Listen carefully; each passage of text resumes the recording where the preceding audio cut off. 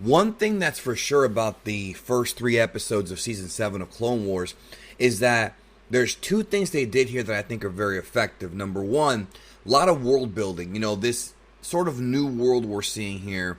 We're seeing new types of, creatures and new types of droids and new types of really concepts in the world of Star Wars that have never really been explored before, or at least not in this sort of way.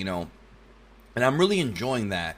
The new movies kind of were criticized for not really expanding the Star Wars world. I mean, I feel like Exegol and things like that certainly did, but, Jakku is basically just, and Pisana are basically just new versions of Tatooine.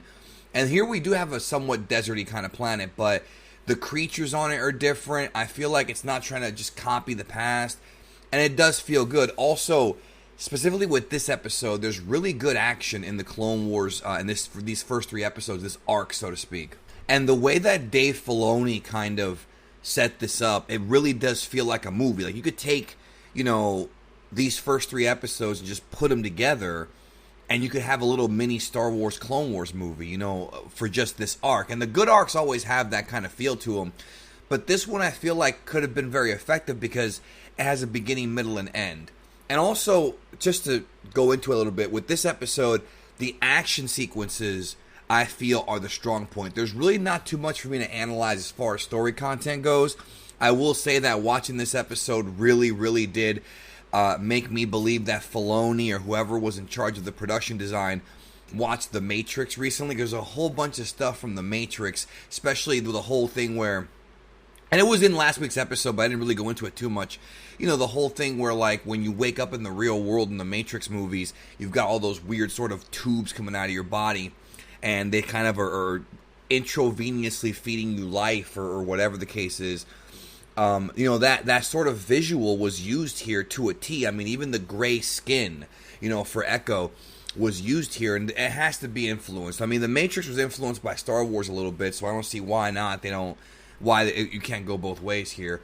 But the strong point of this episode was the action. We got a lot of good stuff from Anakin Skywalker. Close to the end of this, he not just lightsaber stuff, but he used the Force a bit more. And again, I've said this before, and I know there's some people who are listening to this who have never watched Clone Wars. The Clone Wars animated series, whether you like animated series or not, or whether you want to invest in it, if your criticisms of Anakin Skywalker in the prequels was that he was a whiny punk, this version of Anakin Skywalker in Clone Wars does feel a lot more like the version Obi-Wan described in the older movies. This war hero who's a cunning warrior and, a very good pilot. Like, that version of Anakin, the less whiny version, is all over the Clone Wars, even from the earlier episodes from the previous run. So some folks are probably watching this that have never even tried Clone Wars before, and it's worth a try, I think, just to see that Anakin Skywalker written better, in my opinion. I'm sorry, but he's written better here than George Lucas wrote him, point blank. I've always felt this way. And more like a war hero, and one where if you were to watch the prequels and include the Clone Wars series, when you see him fall to the dark side, it does feel, it definitely improves episode 3, I feel, and it does feel like much more of a tragic loss than him being whiny like he was in episode 2. And obviously they couldn't fit the development of Anakin Skywalker in the movies, but it's one of those things where Lucas had 3 movies to do this with. He didn't do it as effectively as he could have done it. Clone Wars did it, but not everybody watched the Clone Wars, even though it's a great series if you ask me. Not perfect. There are some boring episodes, but it is a fun series. Now, I do want to talk about sort of the end of the episode. The Techno Union is talking about recouping on their investment, and Echo's talking about, oh, it's going to be a fun time, and he had this sort of interesting look on his face like he's hiding something.